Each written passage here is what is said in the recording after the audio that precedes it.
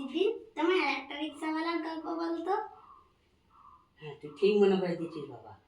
একবার জানিস দক্ষিণেশ্বর যাচ্ছি, যেতে যেতে যেতে যেতে আমি না আর পারবো না, এবার আমি রিক্সা উঠি।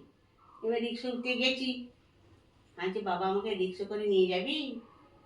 বলছে বাবা রে তুমি যা মোটা, তাতে আমি মদ খেয়েছি গো।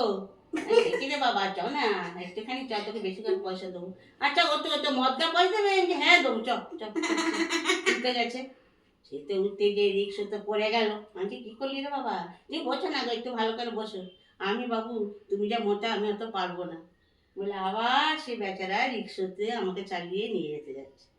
আবার ঢুকে গেছে, তার একটা চুটি খুলে গেছে। আজকে কি করছিস রে তুই? তুই ঠিক করে নিয়ে চলে। ওগো এবার ঠিক নিয়ে যাবো, তুমি দেখো না।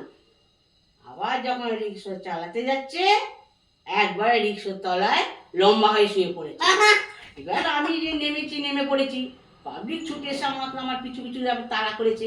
আমি তখন কি করবো, বেনেটি ব্যাগ নিয়ে আবার দে দৌড়। বুঝলে? Bye bye.